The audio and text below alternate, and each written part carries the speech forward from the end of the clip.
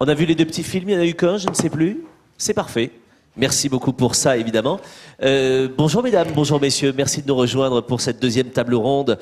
L'acteur engagé sur son territoire, qui est l'artisan, participe à son rayonnement, le rayonnement du territoire.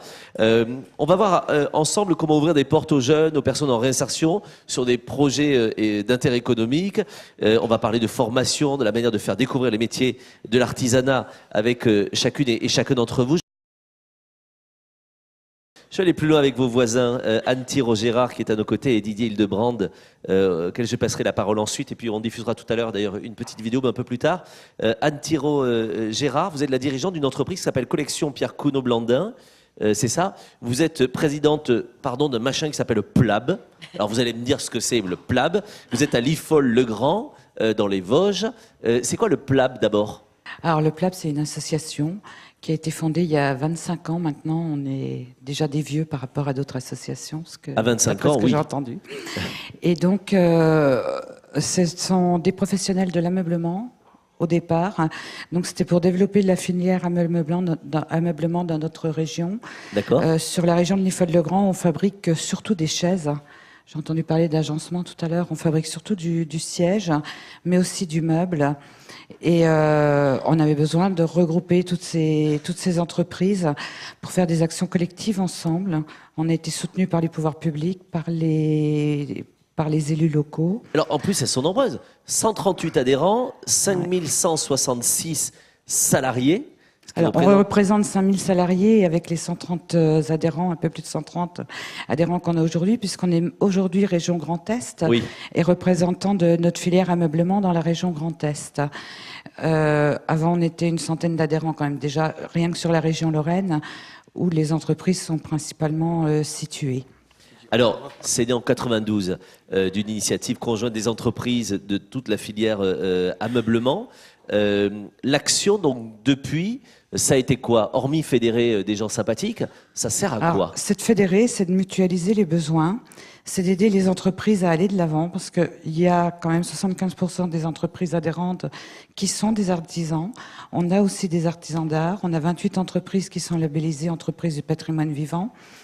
Et donc, c'est vraiment d'aider les gens et les entreprises. Et moi, qui suis aussi dirigeante d'une entreprise, je profite des services du PLAB pour justement déposer un dossier EPV et avoir toutes les chances qu'il soit accepté. Pour aller de l'avant, pour avoir, par exemple, une attachée de presse qui est financée par l'association, mais qui profite aux 130 entreprises. Individuellement, effectivement, on ne peut pas l'avoir. Bien sûr. Et c'est vraiment mutualiser tous ces besoins, toutes ces actions qui peuvent être mutualisées dans notre région. Alors, je vous pose la troisième question et en illustration, on va regarder pendant que vous me répondez la vidéo, si vous voulez bien. On va même enlever la musique pour que ce soit plus confortable, vous et moi. Vous allez me parler d'une démarche sur l'indication géographique. C'est la démarche siège de l'IFOL. C'est quoi cette démarche ? Comment est-ce qu'elle est mise en pratique et surtout quelles sont les retombées? Ça sert à quoi? Voilà, alors en juin 2015, on est venu déjà à Bercy présenter nos sièges de l'IFOL parce que l'État nous a permis d'obtenir un label d'indication géographique pour les produits manufacturés. D'accord. L'indication géographique protégée est un label européen, l'indication géographique est un label français. D'accord. On voudrait bien qu'il devienne européen d'ailleurs. Oui. L'État l'a permis en 2015. On a été invité à venir présenter les sièges de l'IFOL à Bercy. On est arrivé avec le savon de Marseille, avec la porcelaine de Limoges. Donc, on est vraiment les petits poussets avec notre siège. Et grâce à l'association, grâce au PLAB, on a déjà réuni des gens qui se connaissaient pour monter le cahier des charges de ce label. La mutualisation des moyens nous a permis de faire venir un intervenant extérieur pour nous aider à monter ce cahier des charges. D'accord. Et donc, on a été les premiers à déposer notre dossier à l'INPI et à être labellisé en décembre 2016. Ça va faire tout juste un an. Ça fait tout juste un an. Donc, tout l'intérêt de l'association est là, de réunir tout le monde et de donner les moyens aux entreprises de monter ce dossier. Donc on est très très fiers de notre label. On a fait énormément parler de notre région, puisque ce label est attaché à une zone géographique. Donc on a fait énormément parler de l'IFOL, de sa région. On recouvre 165 communes. On couvre à peu près 3000 salariés qui peuvent bénéficier de ce label. Et ce label est une garantie pour les consommateurs d'un produit fabriqué à l'IFOL ou dans sa région, d'achat de bois certifié PEFC, etc. Je vais me tourner vers Didier Hildenbrand qui est dans la salle et qui est le directeur du fameux PLAB. Merci Didier de lever la main comme ça tout le monde vous a vu. Vous êtes donc le directeur. C'est passionnant ce que vous faites, racontez-moi au quotidien et racontez-moi surtout ce que vous faites pour aider les artisans, pour continuer à animer cette filière locale. C'est effectivement passionnant comme travail. Oui, parlez bien dans le micro. C'est effectivement passionnant comme travail et dans notre vie quotidienne, j'ai un peu tendance à dire que je suis le poil à gratter de nos entreprises. Ah. C'est-à-dire que je les pousse à faire ce qu'elles ne veulent pas forcément faire naturellement. Donc, il y a des moments où c'est pas très sympa, mais ça passe. Et surtout, on anime une vingtaine de projets collaboratifs entre les entreprises et le PLAB sur différents sujets, tant sur l'innovation que sur la partie commerciale, que sur la montée en compétences ou tout simplement sur la promotion des savoir-faire de toutes ces entreprises et de ce territoire. D'accord. Il y a eu des réticences. Est-ce qu'il y a des freins à lever, justement, quand on doit monter cela?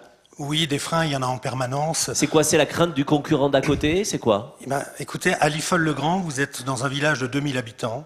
Il y a 6 entreprises de patrimoine vivant qui sont fabricants de sièges. Donc, c'est le meilleur exemple déjà d'avoir un frein. Bien Mais sûr. pour autant, on les a mis en tour de table pour rédiger le cahier des charges de l'IG, siège de l'IFOL. Il y a d'autres freins classiques que l'on peut connaître, c'est la disponibilité des chefs d'entreprise, qui sont très souvent sursollicités, et aussi les moyens financiers et humains qu'ils ont de disponibles pour faire cela. Et déjà, bravo pour ça. En un mot, Anne-Thiro Gérard, les retombées aujourd'hui, vous êtes satisfaite? Vous allez aller jusqu'où? Ah, on est satisfait, mais on n'en est qu'au tout début. Donc, on a obtenu cette possibilité d'avoir ce label pour nos entreprises. Oui. On a 8 entreprises aujourd'hui qui l'ont obtenu. On a l'école, parce qu'on a la chance d'avoir un centre d'apprentissage à l'IFOL-le-Grand qui forme à nos métiers. Donc, l'école a obtenu également ce label. C'est un label d'État. On est ambitieux sur la communication parce qu'on a besoin de faire parler de nous. On a besoin de faire parler des sièges qu'on fabrique à l'IFOL. Et on a besoin aussi de recruter et on a besoin de jeunes qui soient motivés pour venir dans nos métiers. Je demande le mot de la fin à chacune et à chacun d'entre vous. Qu'est-ce que vous voulez que l'on retienne et qu'est-ce que vous voulez qu'ils retiennent justement ces jeunes qui sont dans la salle en face de vous? C'est quoi le message clé? Anne-Thiro Gérard, votre mot de conclusion.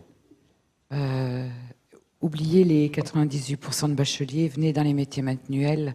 Il y a des recrutements, il y a des beaux métiers à réaliser. Oui. Et puis, je suis admirative de ce qu'a dit Monsieur Mahé, parce qu'on n'a pas ce soutien de la communauté de communes vers chez nous. Ah. Et c'est bien dommage. Bon, vous n'avez qu'à leur balancer que d'autres le font, donc mettez leur un coup de pied aux fesses là-dessus.